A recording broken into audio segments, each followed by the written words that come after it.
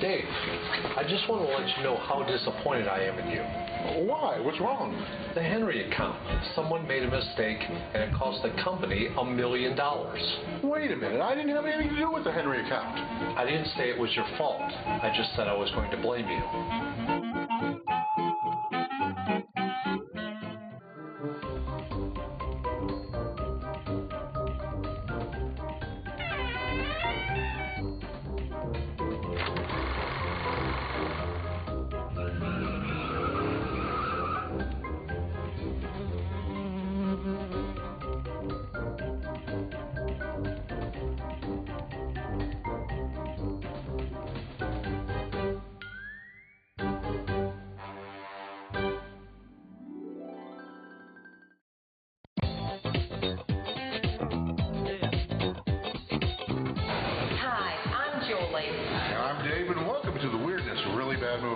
Now, you might be a little confused as to what is a really bad movie, but movies, cartoons, recordings, after time may end up in public domain. And if you are a really bad movie, you get there even more quickly. And that's exactly what we've done here. We've gone through some of the dirtiest dustbins to find the best classic treasures of public domain films.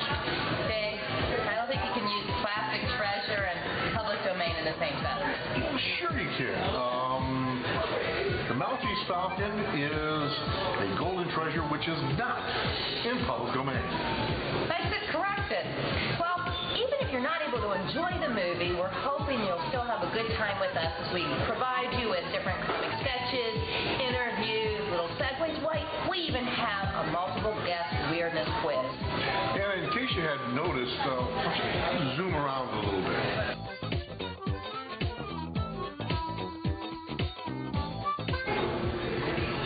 So as you can see, we're really not in a set. We're actually at a restaurant, Mike's Place in Kent. And since we don't have a TV studio we work with, we have to go to various different places to do our segues. Which will lead us to some really interesting locales. And as I look around, Dave, this is really nice. How'd you find it? Oh, well, you know what? I just looked in the yellow pages under goodies. Okay, but can we afford it? Don't worry, because you know what? Whenever you give somebody free publicity, they always comp your meal. All right, well, if you're not worried, I'm not worried. Well, tonight's movie is the near classic, The Ghost Walks. It's from 1934, and it's even older than most of my jokes. Now, that's a scary thought. This movie has a beginning that Snoopy could have written. It was a dark and stormy night. Are you two ready to order, or are you going to take up the table all night? You know what? I've been looking at your menu here, and I can't find what I'm looking for. No, what are you looking for? Frog legs. Do you have frog legs? Yeah, Then could you hop in the kitchen and get us a couple cups of coffee? Do you want it black? Oh, I don't know. Does it come in other colors? Television people. Oh, wow, she's trying to figure us out. Let's go to our first sketch and then the movie. Okay, everyone, we have a lot to cover this morning. Tim should be here any second with the latest budget numbers to take us through the initial schedule for production and... Ow. This is one way to avoid getting the H1N1 flu virus. Oh, whoopsie daisy. All right, good morning. Let's get this meeting started. For some better ways, visit flu.gov. Anyone have a tissue?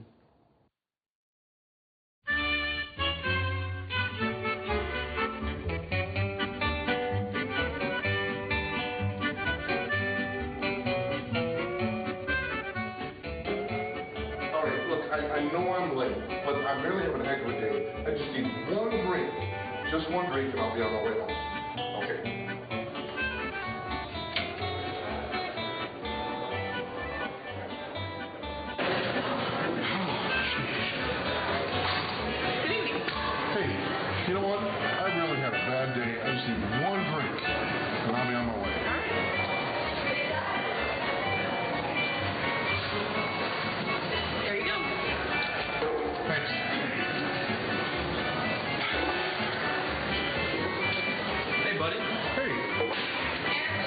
you a quarter, then I can finish that beer without even touching the glass.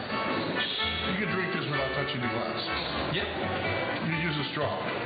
No straw. No straw and you won't touch a glass. No straw and I won't touch the glass, and I'll bet you a quarter.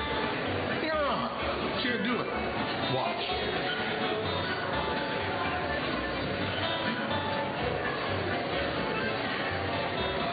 You touched the glass. I did. I guess I owe you a quarter.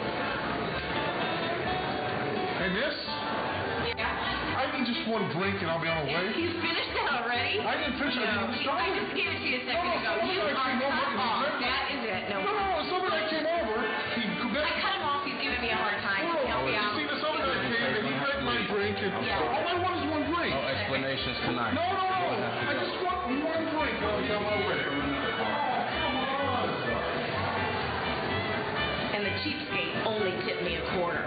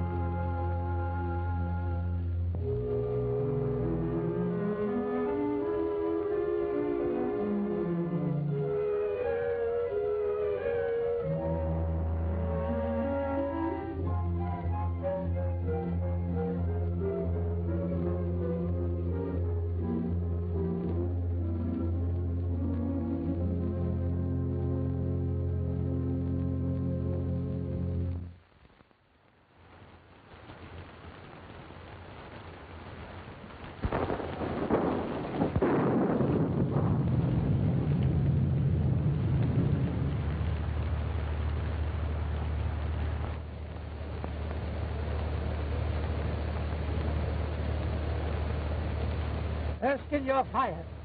Why, Mr. Wood, what is wrong? You! It was your idea we come up to this forsaken hole over the weekend. If I die of pneumonia, it'll be your debt to society. Mr. Wood, I tried to be a competent secretary, but I have absolutely no control over the elements. How did I know it was going to rain? See, the paper says fair and warmer. That's last week's paper. You're still fired. How much further do we go? Won't be long now, Mr. Wood. Well, it better not be.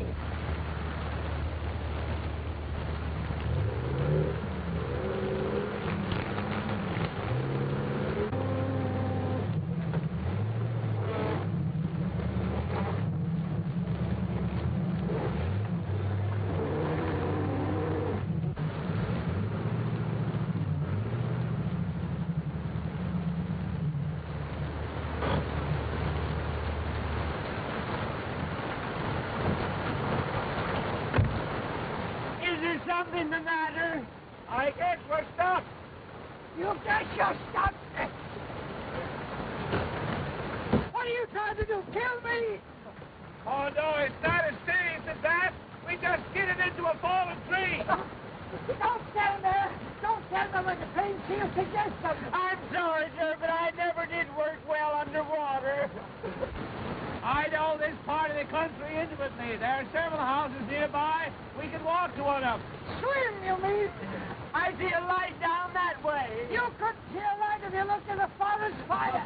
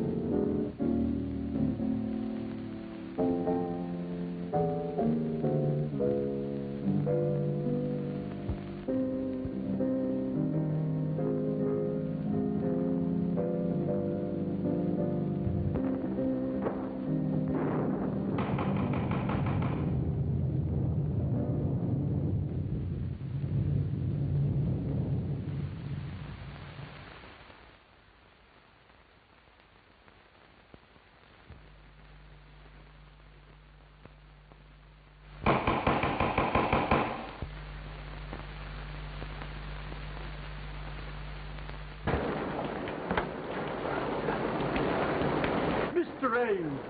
Oh, hello, Caraway. I'm sorry. I didn't recognize this as Dr. Kent's house. Just a moment, Ames. I don't know who this Dr. Kent is, but I'm getting out of the storm even if it's to be the missing link. Coming in, Miss Raines?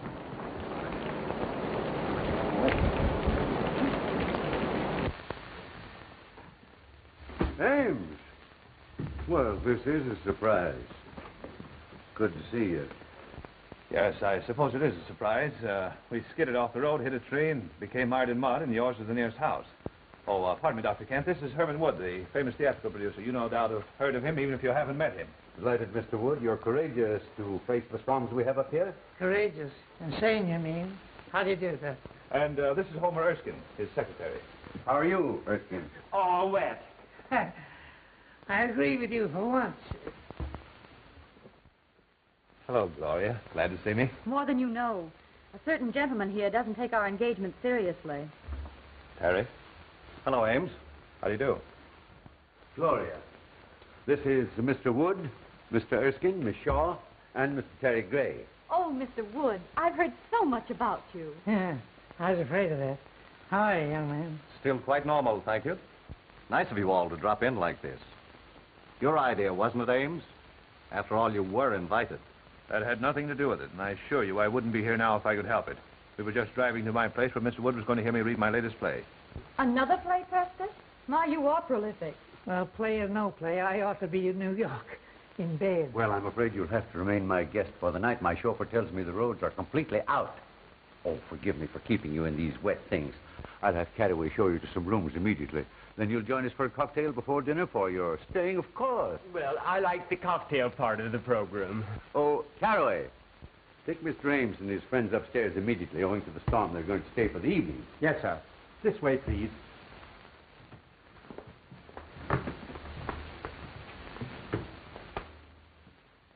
Who are you? Why, you tell her. I'm beginning to be uncertain of everything. Why, this is Mr. Wood. I'm Mr. Erskine, his secretary. I pity you so much. You're surrounded by tragedy and sorrow. Well, you are psychic, Beatrice. Mr. Wood is the greatest producer of tragedies and dramas in the country. You mean he was?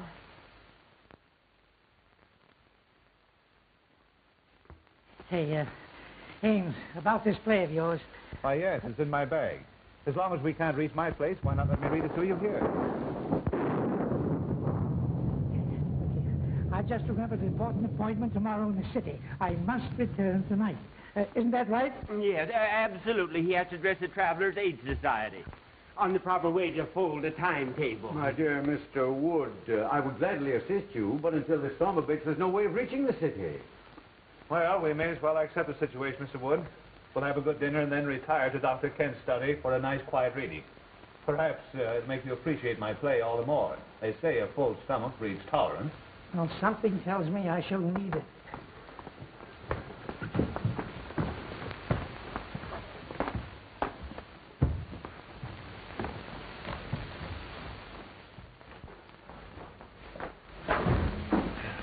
Mr. Ames, this is your room. You've used it before. This way, gentlemen, please. This is yours, sir. Right. And this is yours.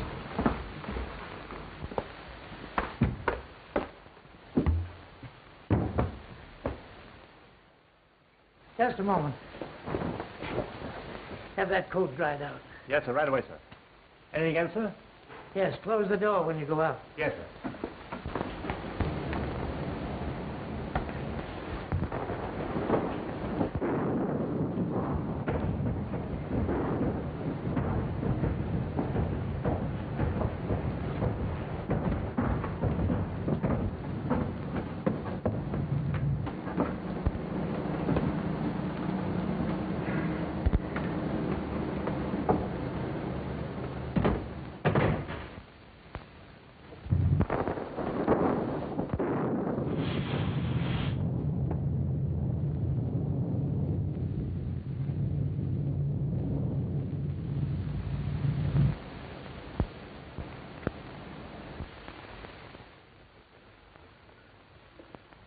Well, the ghost walks tonight or never.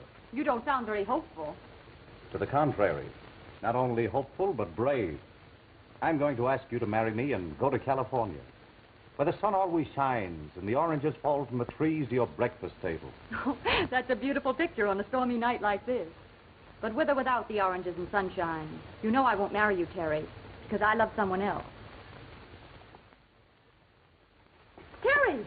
Pardon me?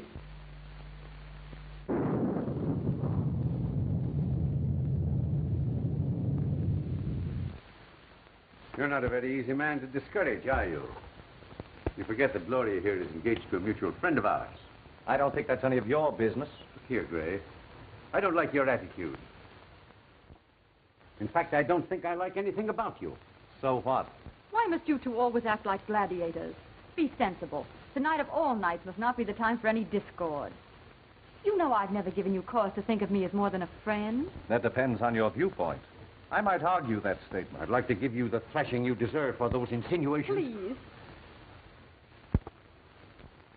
We'll discuss this later.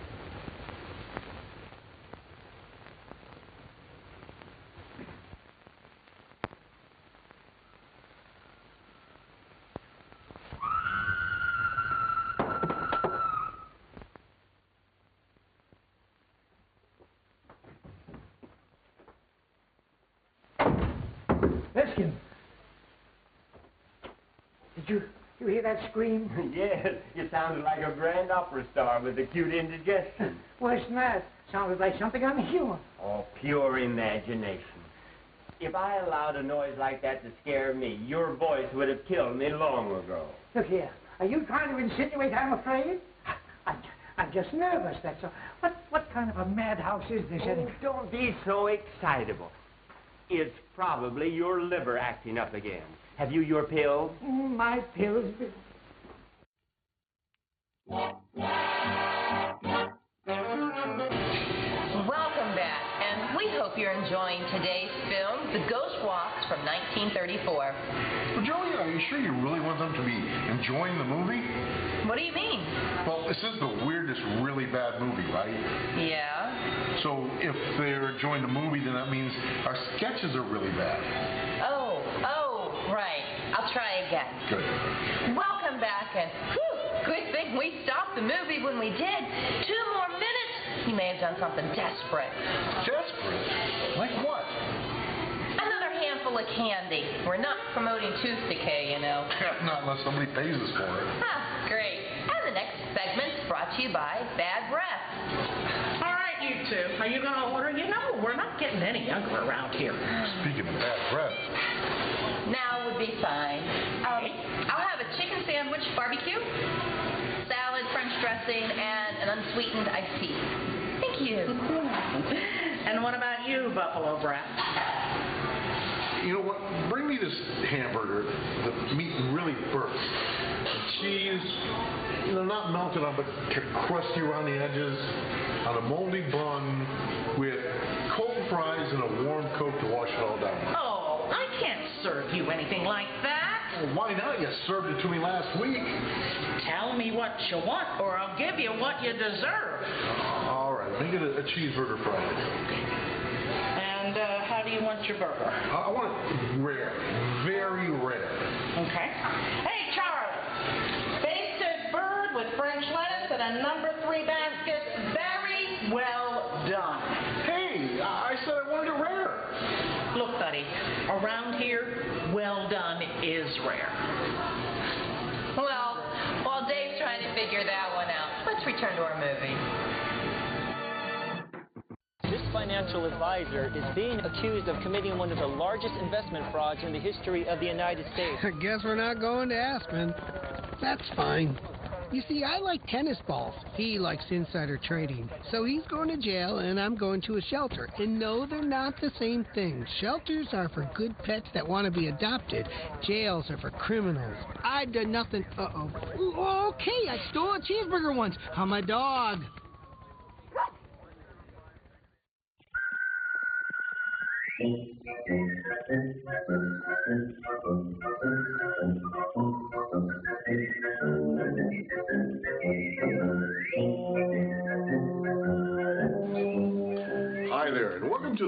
Weirdness Lucky Phone Call, a part of the program where anyone can win the Weirdness Jackpot, maybe even you. That's right. We just pick a name out of the local phone book, and before we choose today's Weirdness Lucky Phone Call, let's just take a look at the Weirdness Jackpot total.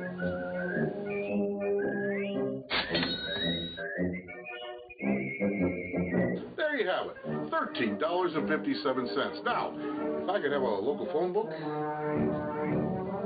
Thank you. And we'll just open a page to a local number randomly pick out. And the lucky winner is Mr. Eagle Anna. Yep, congratulations, Eagle, because you're the weirdness.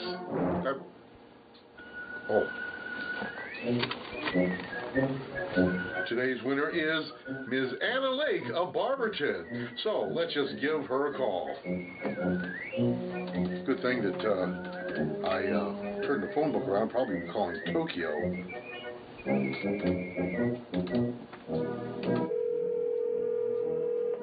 Is she home?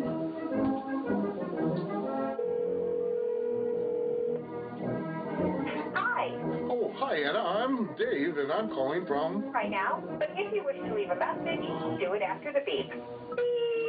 Gee, Anna, I'm sorry that you weren't home, because you're the Weirdness Lucky Phone Call. Hey, I'm home. I'm really home. What did I win? Yeah, I know you're not home. I heard your beep tone. No, that was me. My caller ID died. It was me. Beep, me. What do I win? I'm sorry, but I don't talk to machines. Stupid machine thought it could fool me. Okay, since nobody win, we're going to add 12 more cents to the Weirdness Jackpot, and that would make that $13.69. We'll tune in next time to the Weirdness Lucky Phone Call, where anybody can win, maybe even you.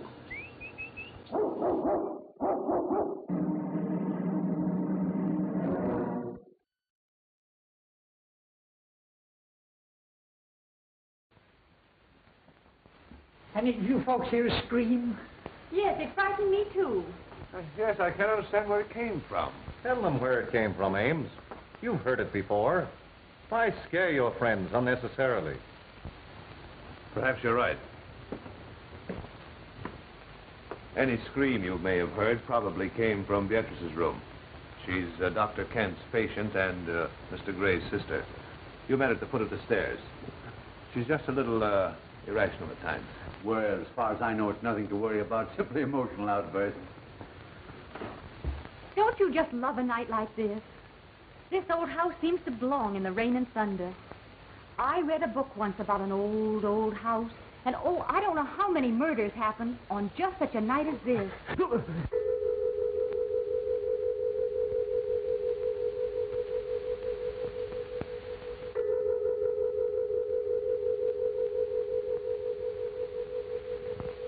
Was that the clock? Yes, I guess so. I think so. It must have been. But it's a union clock. What do you mean?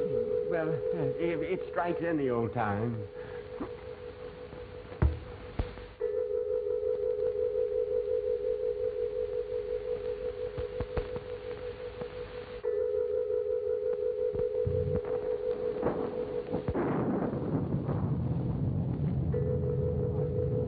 What's the matter with Beatrice?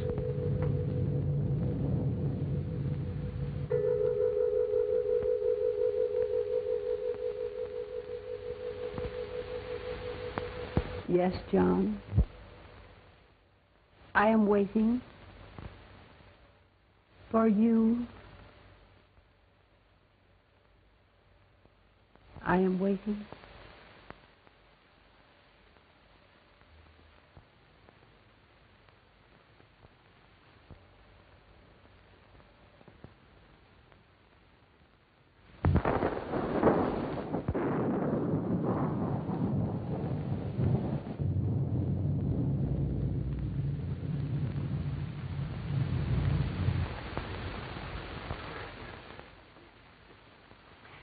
That woman gives me goose pimples. I've seen saner people than her in asylums. I'm sorry this had to happen. Beatrice's spells are unnerving to a stranger, but after one gets to know her... Know her. Say, if I never see her again, I'll be satisfied. Now, if you'll be so kind as to find some method for me to leave this house, see that I take it. Oh, Prescott, we couldn't let you do that with your friends. I think your friend is unduly alarmed, Ames. Oh, is that so? Well, who asked you? He has high blood pressure. He should calm himself. Oh.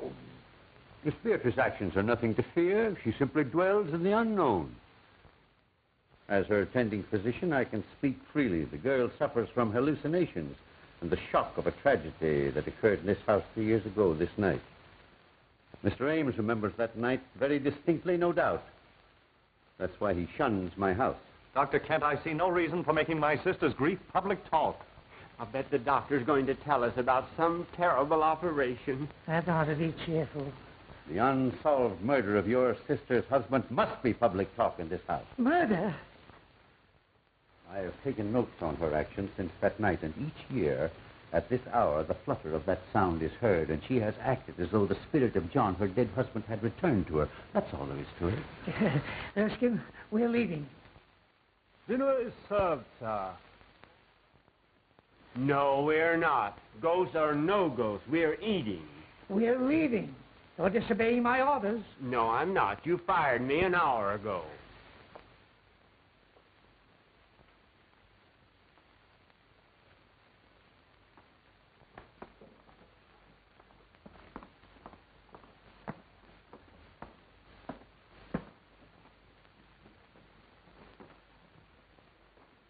Gloria, Mr. Ames, Mr. Wood, Mr. Erskine. Hope you're all as hungry as I am.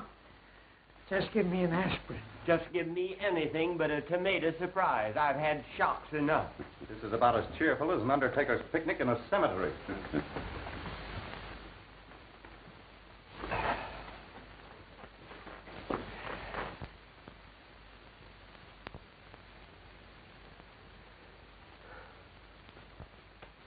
You're right on time, John. I was so afraid you might disappoint me. Mr. Wood, I think you're right. We better leave now that John's here. Yes, Erskine, I'm not a cowardly man by nature, but my nerves won't stand this any longer. That woman is dangerous. My friends, please. I regret these unusual disturbances, but I've experienced these same phenomena in my patient's presence before. There's nothing to fear from the dead. I believe in spirits, but only of spirits. Hear me? Beatrice, please, your brother wishes you to restrain yourself. My dear brother seems frightened. As well he should be. Just like all the rest of you are. Please, Beatrice, there are guests here, friends of Mr. Ames. What do they mean to me? You, Terry Gray. You, Miss Gloria Shaw. And you, my delightful friend, know what that blood stain is. You were at this table the night poor John fell forward and stained the cloth with his own blood. The night he was murdered. By one of you. Why, that's a lie. Open that door. Claire, I'll call the police. Oh, this is outrageous. Open that door. Unloosen that portal. I'm sorry, Miss Beatrice's orders are that no one leaves. Jarvis is only partly correct. I gave that order. What's the idea? The idea, my friend, is to protect my patient's health. Any interruption might cause the loss of her sanity. You want the responsibility for that on your shoulders? I think you're as crazy as she is. Don't aggravate him. They're all dangerous. Everyone will please sit down.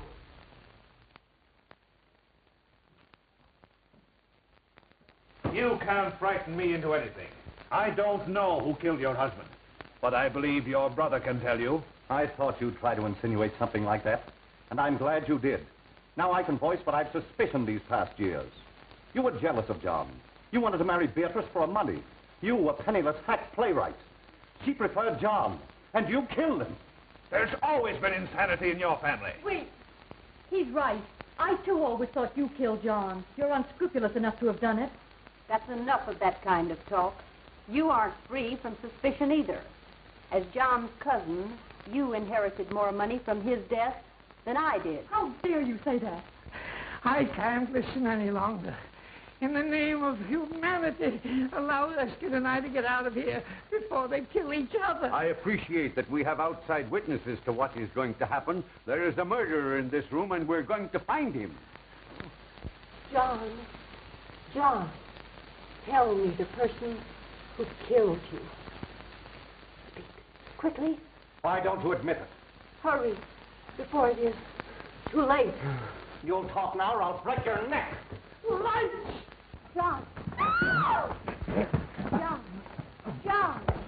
Speak to me, John!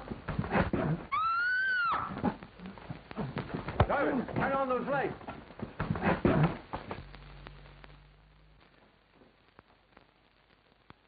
Why, where's Beatrice? Why, I don't know. Dr. Kent, I demand I be allowed to leave this room. And I'm with you. Remember my years of devotion to you. Divided we arrive, but united we leave. Of course, I'd give anything in the world if this hadn't happened. Jarvis, open that door. Oh, Mr. Wood, I'll see you later. You'll not see me later. Not for a month, not for 10 years. I'm getting out of here.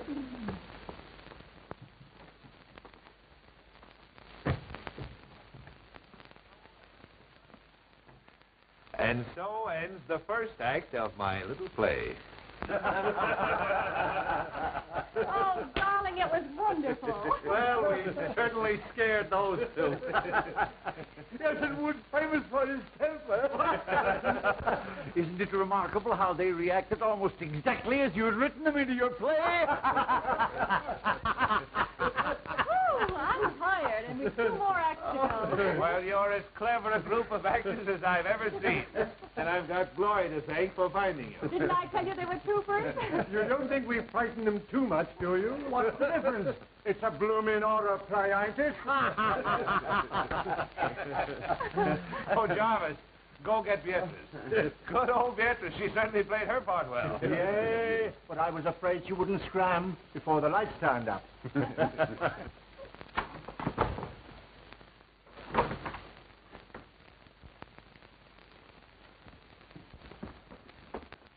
Beatrice, are you hurt?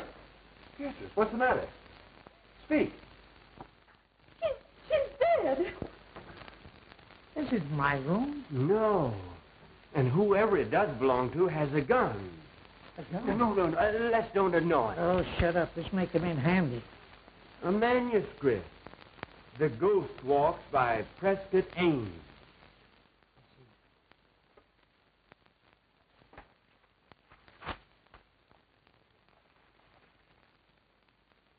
As the group seat themselves at the table, the vacant chair also moves out as if an invisible person was preparing to sit down. All eyes are on the chair.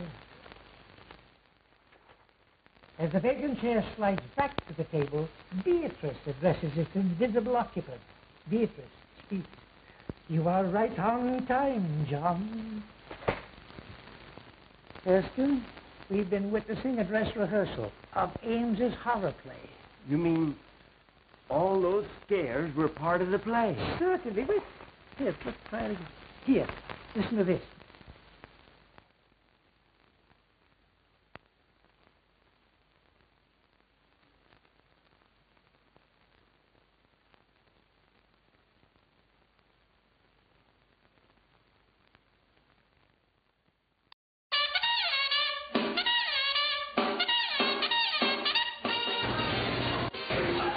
Hi, and welcome back from our 1934 classic movie, The Ghost Walk.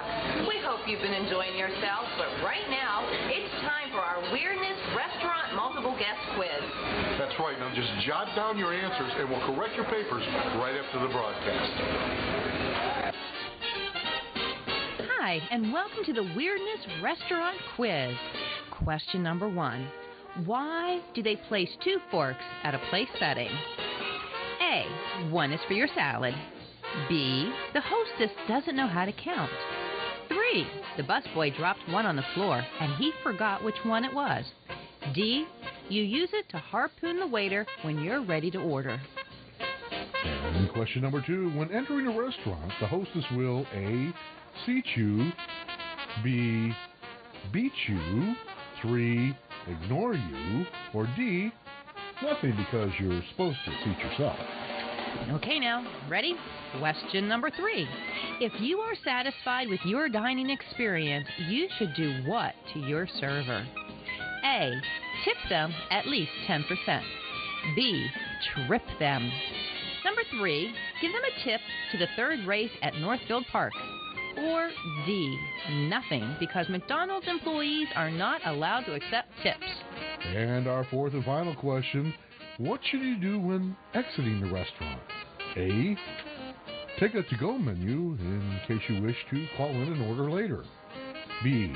Take a regular-sized menu so you won't need to put on your reading glasses when you make that to-go order. 3. Fill out a nasty comment card and put someone else's name on it. Or D. Run like hell because you didn't pay your check. Well, that's it. Time's up. Pencils down. Now, pass your paper to the person on your left. And if there's nobody on your left, then go to your next-door neighbors and give it to him. Well, with that out of the way, now let's return to our movie.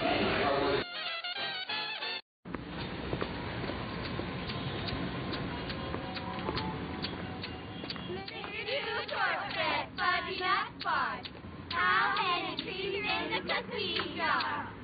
1, 2, 3, 4, 5, 6, 7. The smallest moments can have the biggest impact on a child's life. Go, Dad! Go, Dad! Take time to be a dad today.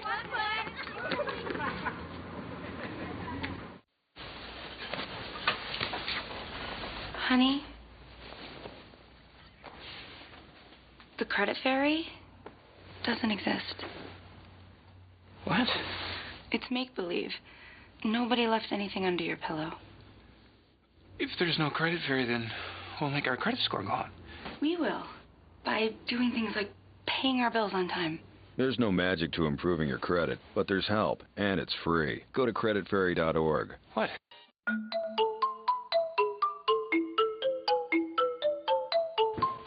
Hi, I'm Maud Mother Goose, and I'm going to read a modernized version of a nursery rhyme. Did you ever wonder what happened to Humpty Dumpty? Well, here goes.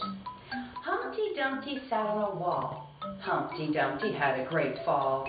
All the king's horses and all the king's men couldn't put Humpty together again. But what of young Humpty with head of slight crack, with brains a bit scrambled and soreness of back? He sued the wall builders for willful neglect and retired to life in St. Lucie Inlet. Happiness through mediation. Well, join me next time as we find out what did Jack Horner do to land in the timeout corner. Ta-ta for now. Bye.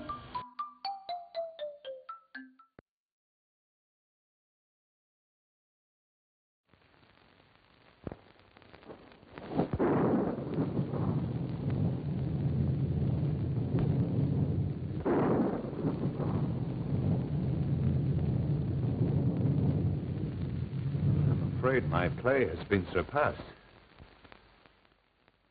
We have a real menace in this house. Well, there was no one in the house but us, and we were all in the dining room. I know I was. That's right, because I was struggling with you. I was sending you the light switch. Yes, and I was at the table, as you all know. I was playing ghost. I was all over the room. But I didn't do it, I tell you. I didn't do it. Of course you did. Now, don't lose your head. Don't any of us. A death-like face slowly appears in the dark, ghostly white and pallor. The face seems to float as it reaches the table. Beatrice, hysterically. John! Lights out. Everyone remains where standing with the exception of Beatrice, who disappears through a door in the kitchen. So they thought they'd impress me with their phony theatricals, eh? Me, who staged the burning of Rome while the gladiators were being gored to death in the animal pits. I wasn't scared a bit. Neither was I. No, what are you doing under the table? Well, I was looking for you. Ridiculous. I hate cowards. When we get back to town, remind me to fire you.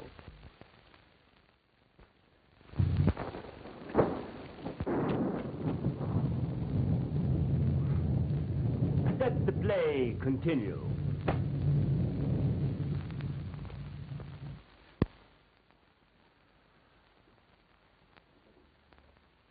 Now that the play is over, I'll have to tell Wood what's happened. Here he comes now. Ha! Still making merry, I see. Well, we thought we'd come down again. It's too quiet upstairs for us. Yes, we're used to shrieks, sirens, and suicides. Yeah. Why, what seems to be the trouble? Has Miss Beatrice been found? Yes, she has been found. Dead. Is that so? No, I mean, it can't be. It's impossible. What are you talking about? Mr. Wood, I'm trying to tell you that Beatrice is dead. Beatrice is dead. I don't believe it. Let's put this whole thing straight to you, Mr. Wood. We're all actors, hired by Ames here to present his play to you. Actor? Everything that's happened since you arrived was part of the play. Except poor Beatrice's death. Mr. Ames,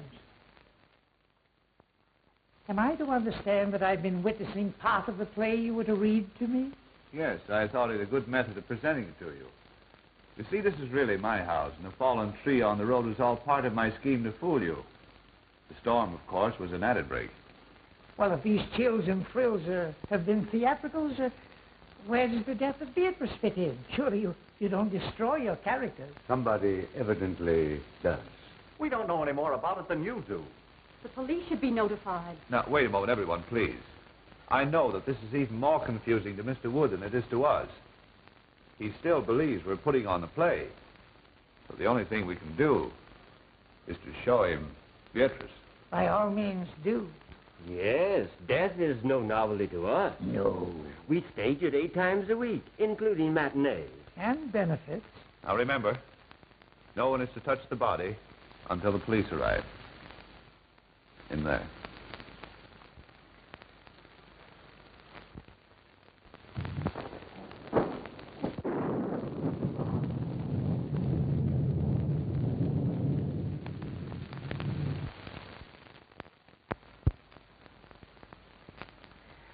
Well, where is she? I don't know. What could have happened? Well, you ought to know. You're the author. Why, this is impossible. I never heard of it. The place must be closed. We ought to get out of here. Where can she be? Perhaps she just stepped out during intermission. Gentlemen, this is too serious for joking. She was on that divan 10 minutes ago, dead. You've got to believe it's for your own safety. Oh, and you think we're all in danger? We most certainly are. We've got to search this house and find Beatrice and the person who... I wonder who that could be. Well, we'll never find out until we answer. I will. We all will.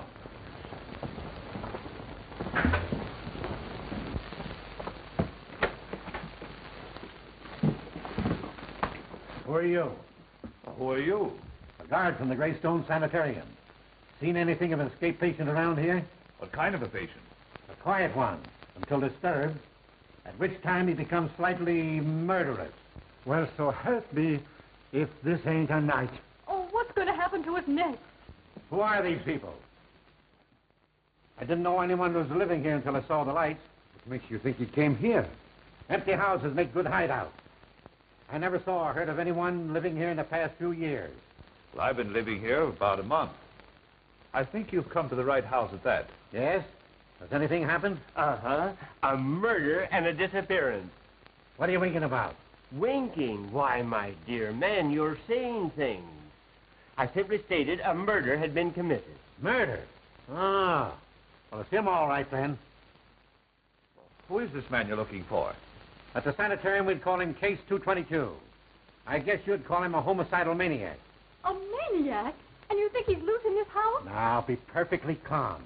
If my patient is here, and you scare him with hysterics, he might tear you apart to see what caused the excitement. Oh. That reminds me. Has anyone called appearance? No. Well, that's a usual procedure, isn't it? Oh, we forgot to, I suppose. But there's a telephone right here in the study. Telephone?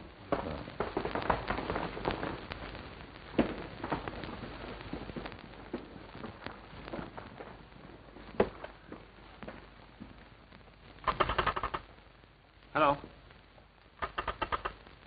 Hello?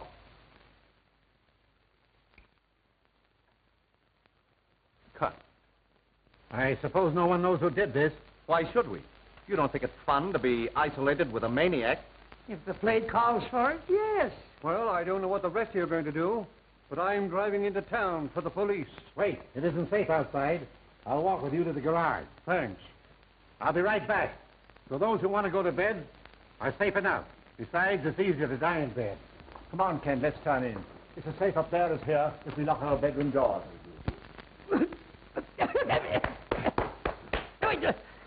What's the idea? Why, you're choking terribly. Well, can you do any better? You know, I had a hunch that Beatrice should never appear in a horror play. Why? Too highly strung and impressionable. A fatalist. She figured if you were paid to scare people, the law of compensation would see to it that you got scared yourself. Utter nonsense. How could anyone possibly foresee a maniac coming here tonight and committing murder? Don't interrupt him. The play's improving. Not enough action for me. Tell me, Ames, just how did you happen to come to this house yourself? Funny you should mention that. I was just asking myself the same question. Of course, you saw that painting in the drawing room of Gussie Gillis. Sure, everybody knew him. And his history? Naturally. Personally, I thought he was the worst butcher who ever severed a tonsil. Right. And you remember how 9 of his patients mysteriously disappeared after he treated them? They were murdered. And when the police came to arrest him right here in this house, he committed suicide. He lost his mind from the strain of his surgical work, I guess. Get to the point, man. I know all that record. Now, you say this house was his. How did you get it? Why, that was easy. I simply advertised for an old, isolated country home. And the real estate agent for the Gillis estate answered and said he'd be glad to rent me this place. It's been vacant ever since the doctor's death. People were afraid to live in it because of the crimes that were committed here. It's supposed to be haunted. And the local people swear they've seen the lights go on and off in this house even while it stood unoccupied. Well, the rest of the story is short. I wanted to write a play in the same atmosphere he had lived his ghoulish life, so here I am. I'll bet he'll come back to haunt you for this. Did Jarvis get away all right? Yes. There's no one around the ground, so I think I'll search upstairs. I'll go up, too. I'm going to bed. And I'm resigning from your cast. You playwrights are all screwy. I take it that this ends the second act. Now, if you don't mind me saying so, I think your play is rotten. Well spoken, Erskine. Forget about being fired. Let's go to bed. Yes, go to bed, Mr. Wood, and get some sleep. You insist the play is still on, but we've tried to tell you that it's ended in a tragedy. Good night, sir. Good night, Miss Gloria. Good night. Ames? Good night. Be sure and let us know if anyone else is murdered. I can't convince those fools. They insist we're still playing for their benefit. Oh, I wish we were out of this dreadful house. First it was Terry pestering me, and now this awful tragedy of tonight. Don't worry, dear. You look all worn out. You get some sleep, and I'll see that nothing disturbs you. Oh, I'm too frightened to sleep. Tell me the truth. Who do you think could have killed Beatrice, and where do you think she could be? Well, personally, I believe it was just a burglar who's long since disappeared. Then why would he steal the body? Oh, to cover up the crime, I suppose. Now, you go to bed, dear.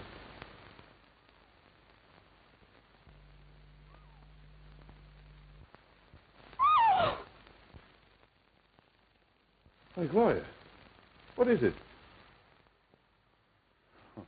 You poor kid, your nerves have completely gone.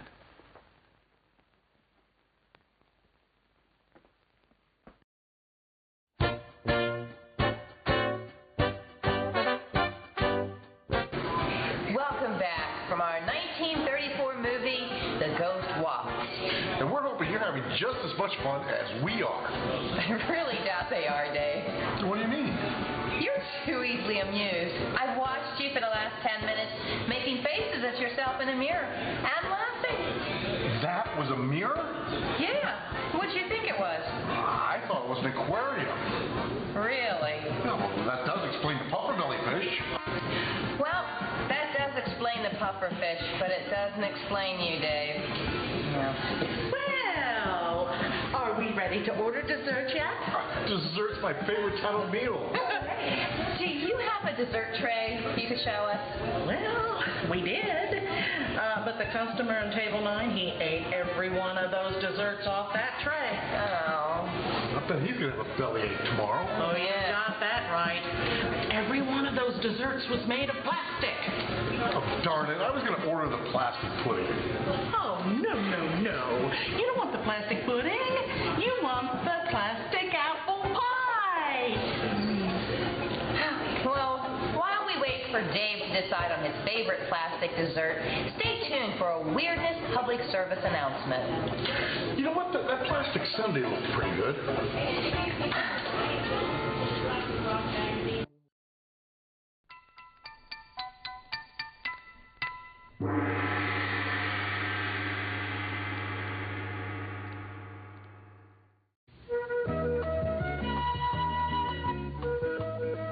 Are you tired at night? Are you tired during the day because you were tired at night? Then try sleep. The Surgeon General has determined that sleep is good for you and will relieve you of this drowsiness. Adults, try to get at least 6 hours of sleep. Children, try to get at least 8 hours. Remember, try sleep. It's part of the great American dream. Please note that sleeping will not be permitted during the show unless absolutely necessary.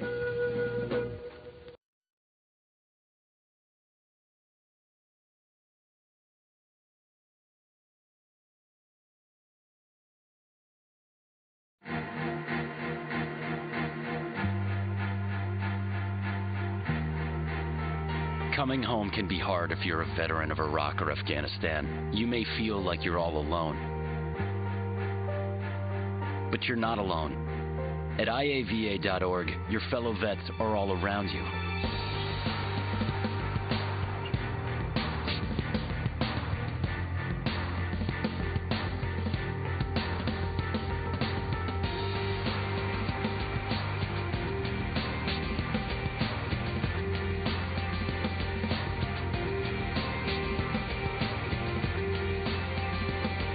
Join our free online community, get the resources you need, and connect to other vets who know where you're coming from.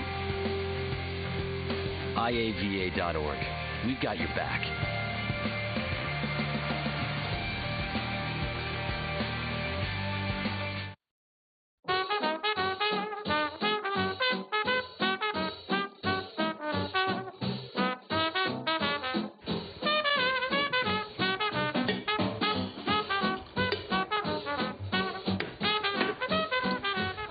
You know, I always thought my boss was an idiot.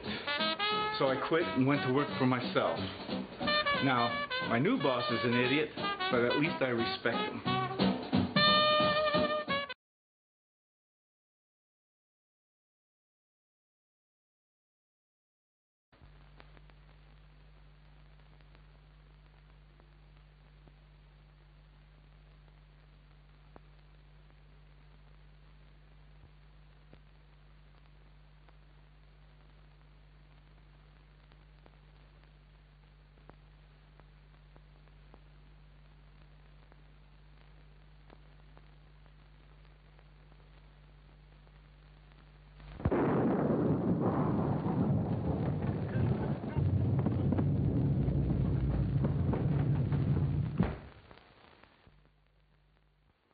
Oh, it's you. I ought to pull the trigger at that. Well, come on, snap out of it. What is it? Mr. Wood, maybe we're wrong. Maybe this isn't the play we're witnessing after all. Oh, rubbish. You saw the manuscript, didn't you? Yes, but I didn't see anything in it about the top of my bed coming down and smothering me, just like a steak under onions. Oh, nonsense. You've had too many cocktails. Besides, I wouldn't be lucky enough to celebrate your demise by violence. That's a fine way for you to talk to me. Me, who's been everything to you but a mother. Now, Mr. Wood, listen to reason. I may be all wrong. I'm a nervous man by nature. But if this play is still going on, it's the closest thing to reality I ever saw behind the footlights. Oh, you're a sissy. I tell you, this fellow Raines is clever. He has reality in this play, and that's what the public wants. Now, let me alone. And if you want to stay in the theatrical business, stop letting it scare you.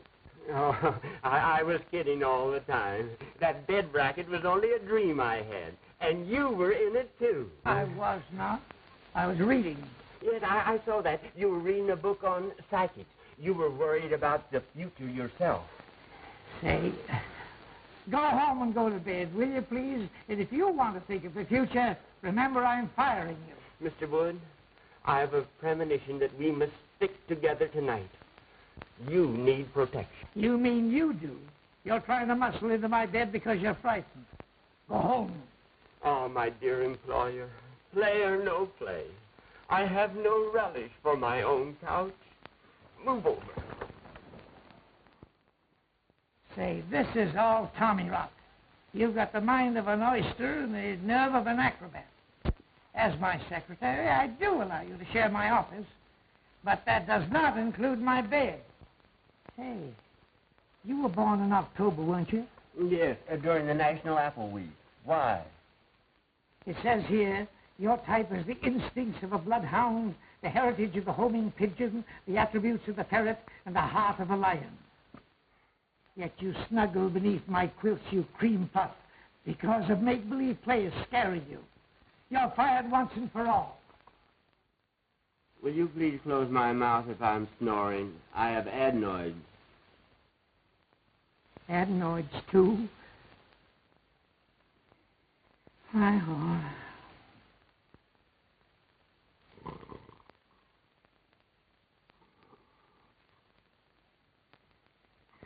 Homing pigeon, ferret, lion. I'm sleeping in a zoo.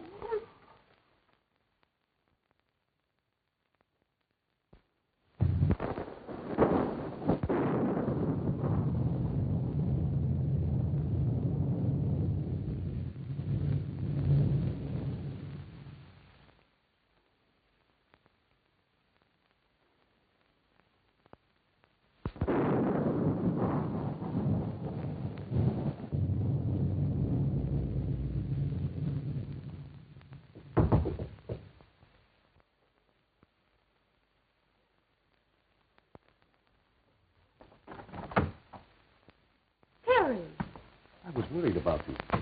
Up here, all alone. I'm all right.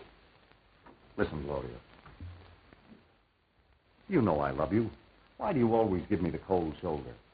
I'm just not interested, Terry. Why did you come here? It makes it very embarrassing. Oh, I know. You're afraid your playwright sweetheart would be jealous if he knew I was here. Well, I wish he could see you now. I just came in to say goodbye. I'm walking out on this play, but I've got a curtain speech to make. And this is it. Stop, Terry!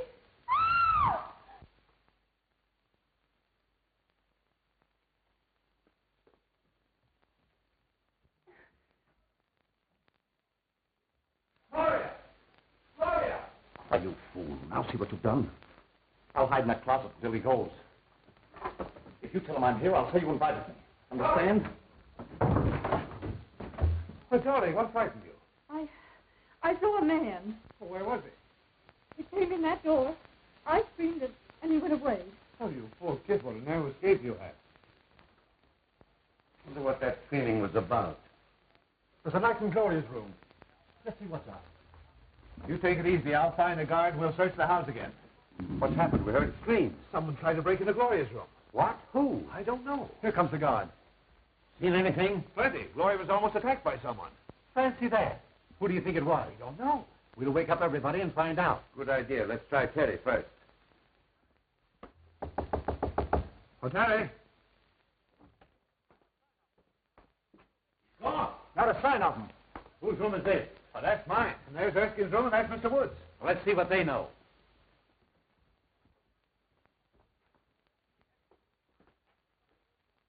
Empty. Darn the luck. I wonder if that maniac could have tried Woods' room before my mind snaps to. Eh? Oh.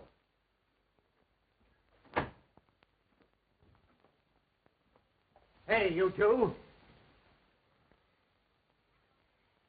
Get out of here.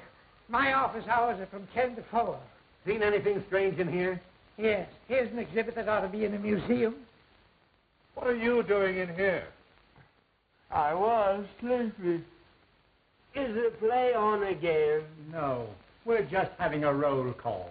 Well, consider us absent. Terry. Terry, come out.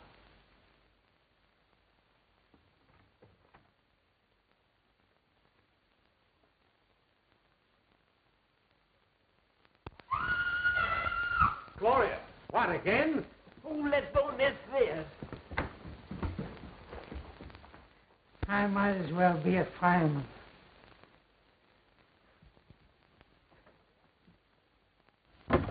Gloria, what is it, dear? It's Terry. He was standing right in that closet. He's disappeared. Well, what was Terry doing in your closet? He was hiding. From whom? Why, Oh, pardon me. Oh, no, please let me explain. It isn't necessary. I think I understand.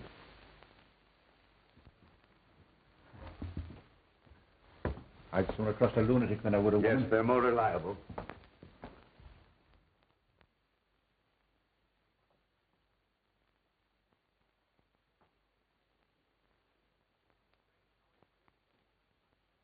Strange how anyone could disappear from behind a nightgown. You couldn't from behind my cousin's. She weighs 250. Are you winking at me again? Say, let's go down and get a drink. This isn't a horror play, it's a bedroom farce.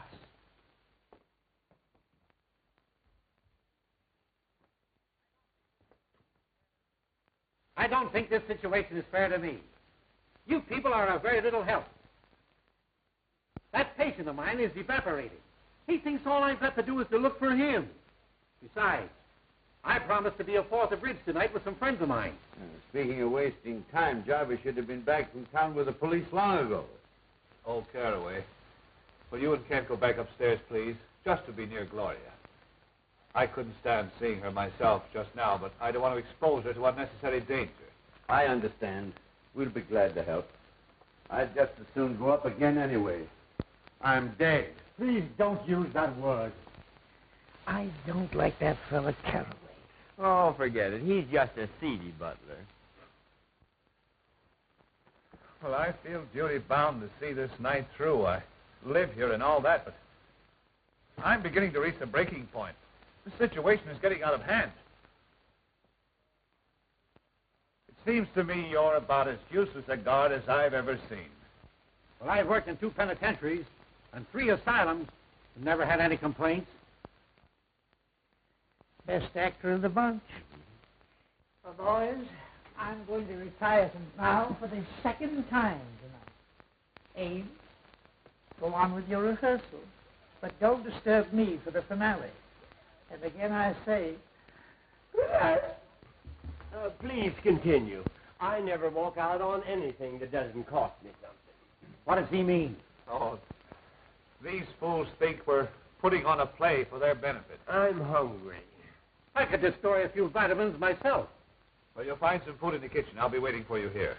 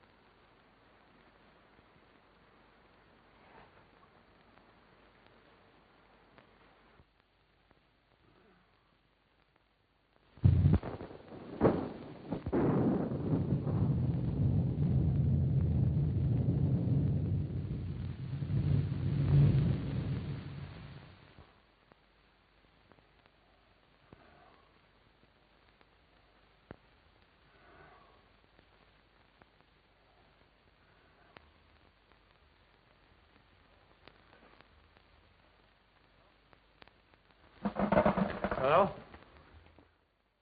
What are you doing down here? Why, I just came down to get some cigarettes. You shouldn't have left Gloria upstairs alone. Well, I'm not her guardian. If you're so anxious about her, why don't you go upstairs and play watchman yourself? That's just what we're both going to do. Well, the scene shifts. So do I.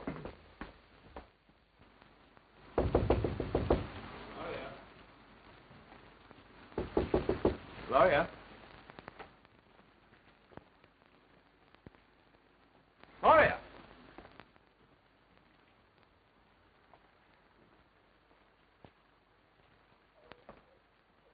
I smell chloroform. This is all your fault. I told you not to leave her alone. We'll arouse everyone. Oh, Kent! Well, Mr. Wood! He's probably in his room. I shouldn't cue you, but here comes Kent now. Oh, Kent! Yes? Gloria's disappeared. Huh? Say, have you been out in the rain? No, why? Well, whoever stole Gloria took her out of the window into the rain. Funny that you should be out of your room and then appear all wet. I don't like your insinuations, Mr. Ames. If you must know, I couldn't sleep. I was going to take a bath in the tub and turned on the shower by mistake. That's what I would call a watertight alibi. Maybe Mr. Wood knows something.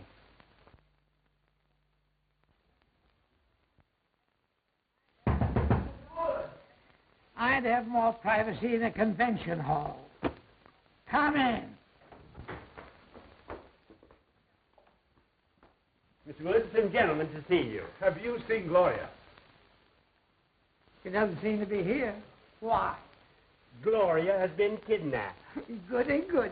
I say, that's beastly rude of you. They accused me, but I think Teddy's the guilty one. He's gone, too. They've got to search the whole place over again. Get up and see the fun. It's better than looking for a good candidate before an election. Not me. I'm staying right here. Now, if they don't stop this fool play and get out of here, I'll rid the world of the entire cast. All right, stay here. I hope you're the next victim.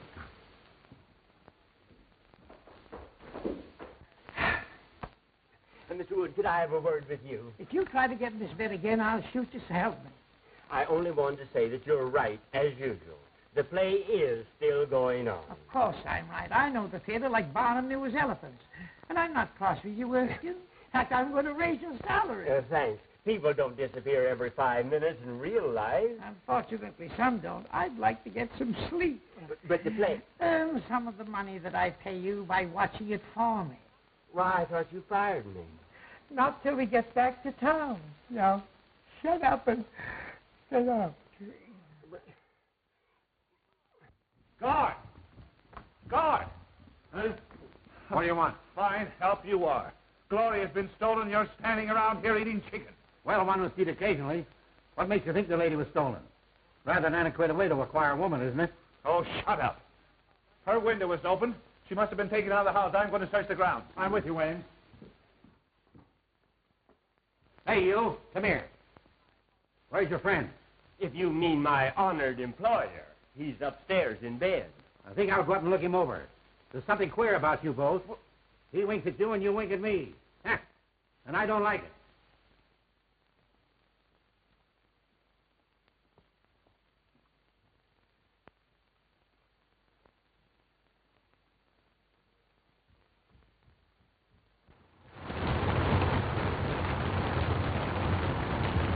We'll make a careful search of the ground. You go that way, now go this.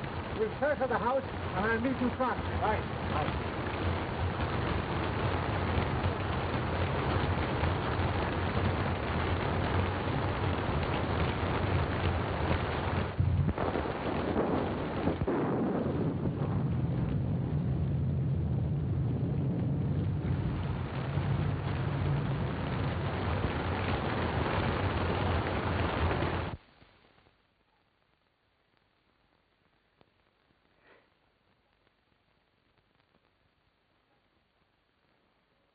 Who's there? Only me. Oh, my old friend from the insane asylum. Come on in, sit down. Make yourself at home. Everybody else has. Hey, look here, old man, pal to pal. You're not really an asylum guard, are you? No. How did you get it? God, you can't fool an old-timer. You know, you're wasting your talents here.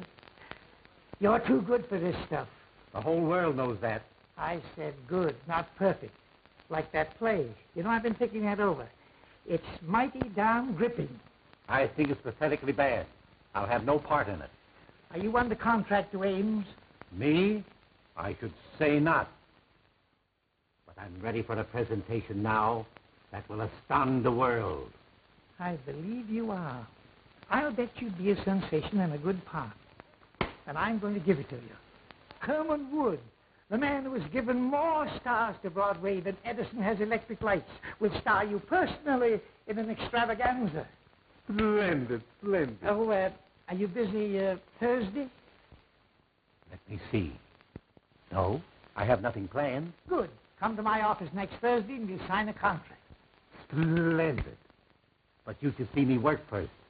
Well, what are you doing now? Wasting time talking to you. Come with me, and I will show you real dramatics. Are you kidding? I never joke. I will show you drama. Stark, throbbing drama, with a master touch of comedy. By golly, I'm with you. Just wait till I get my slippers. Don't forget, Thursday. Come.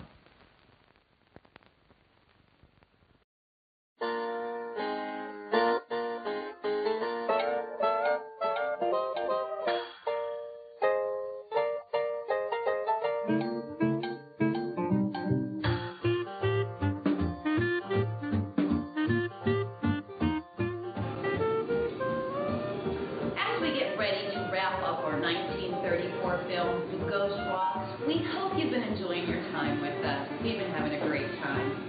I wanted to let you know that Dave wrote a book. Actually, he started it in 1982 and just recently had it published.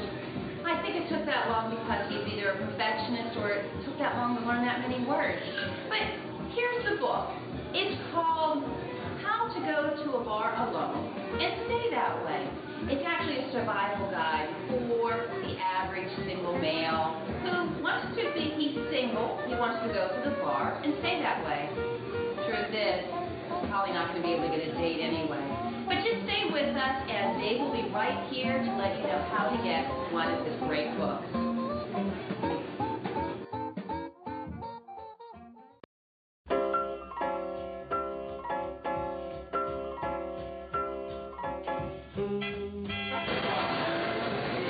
My name is Dave Bakley, and I'm here along with my writing partner, Mike Elliott. And together, we wrote this book called How to Go to a Bar Alone and Stay That Way. It's the ultimate guide for the American male who's single and wants to stay that way and couldn't get a date anyway. Just consider it dateless for dummies, and let's leave it that way. Let's face it, any guy can go to a bar and get turned down. See?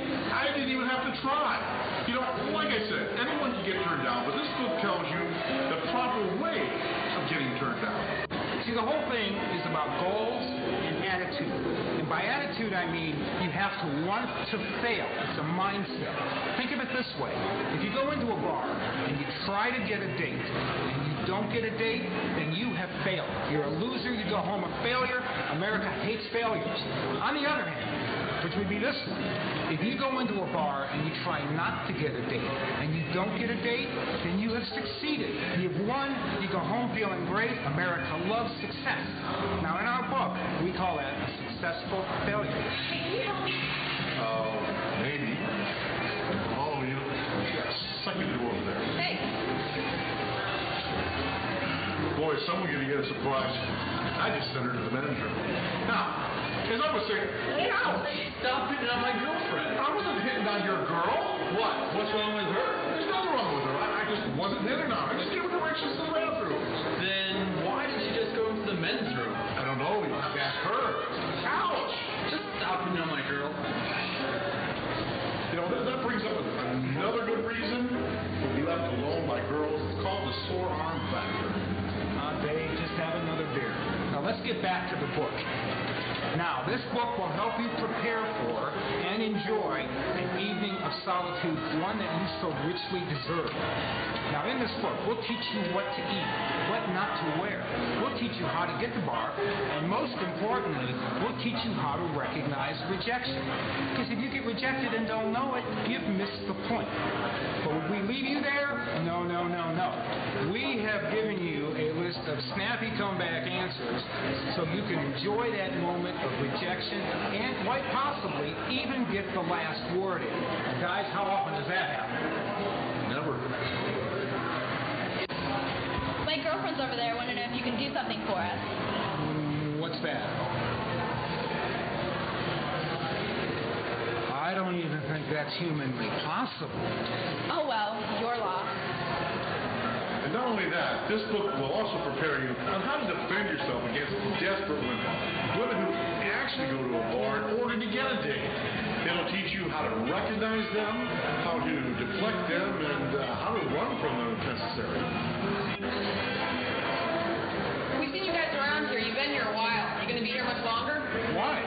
We wanted to sit here. It's our lucky seat. We always get picked up when we sit here. Don't worry, we'll be gone in a few minutes. Well, hurry it up, will ya? All right. We'd tell you more about our book, but if we did, then you wouldn't shell out the $9.95 to buy it, now would you? Just think, for less than $10, you have this great manual that gives you all the ins and outs of how to spend that perfect evening all by yourself. And Mike, fewer people means more beer for you. Hey, I just wanted to say thanks for not asking me out. Sure, no problem. Now, to get your copy of How to Go to a Bar Alone and Stay That Way, simply log on to www.amazon.com and in book search, type Go to Bar, click on the book, and you'll have your copy before you know it. It's a fun book with easy to follow directions and lots of clip art, too. And when you're done reading it, the perfect size to level your coffee table with or swat 4 humpback flies with. And, hey, thanks for your time. See you on Amazon.com. Ouch! And stop telling my girlfriend to go into the men's room. Remember, to order your copy of How to Go to a Bar Alone and Stay That Way, simply log on to www.amazon.com and on book search, type Go to Bar, click on the book, and you'll have your copy. And I'll tell you what, if you want a personalized autographed copy, just go to any local watering hole around here, and Dave and I will be the 2 guys at the end of the bar all by ourselves. And get an extra copy for a friend while you're at it. If you have 2 friends, buy 2 extra copies. If you don't have any friends, you probably don't need the book, but get one anyway. At least you'll have something to put on your bookshelf that you made back in the wood shop. See you at Amazon.com.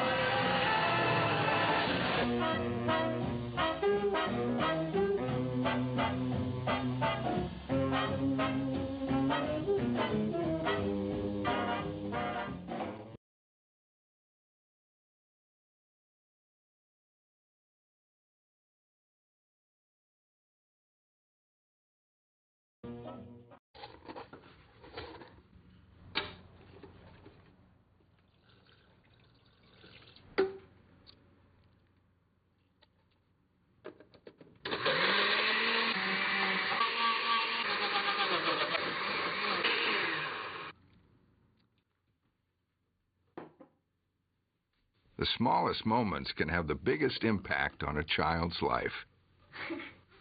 Take time to be a dad today.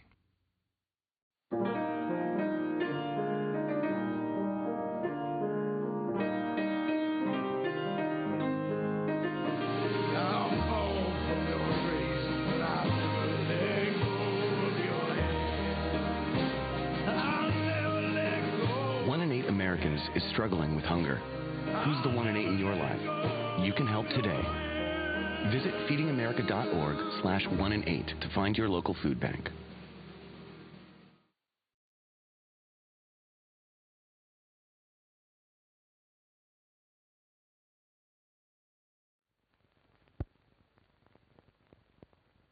I'd feel a lot safer if I had my gun. Where is it? Home. That's okay with me. Let's go over to your house and hang around. It'll soon be daylight, thank heaven. James. Anything new? We made a complete search of the grounds and found nothing. Well, how much longer is this going on? I'm getting tired of sitting around here and waiting for something that doesn't happen.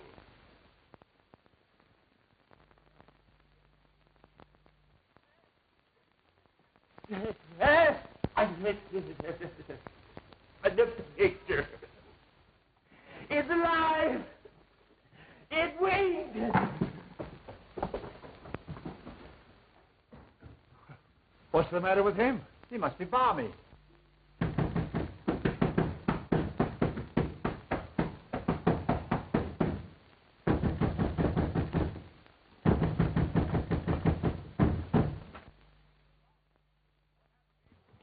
Charles, what happened to you? Remember when I left the house to get the car and the cups? Yes? Well, that nuthouse guard leaves me at the garage. Then just as I'm getting into the car, somebody slugged me with a lead pipe. What was the idea? Well, someone didn't want him to get away. And that someone is probably the escape nut that we're looking for. How many of you are searching for him? There's already been a guard here tonight. Well, there's possibly half a dozen of us, but believe you and I'll find him. Yeah, this guy disappears every so often, but we always spot him in this neighborhood. I see. Well, after you were hit on the head, why did you come back to the house? I figured getting the police was the wisest move to make. I've been knocked out and tied in the garage, but I broke the ropes. Then I tried to start the car, but I found out someone had gummed up the motor. Well, I began to hoof it into the village when these guards from the sanitarium picked me up, and here we are. Has anything happened since I left? Yes, Gloria's been kidnapped and Terry's disappeared. And now that Erskine person's gone violent. Oh, yeah? Well, I'll handle that. Help! Help! What's the matter? Mr. Wood is gone. What? I said he's gone, and so is the guard. It's that picture that's doing it.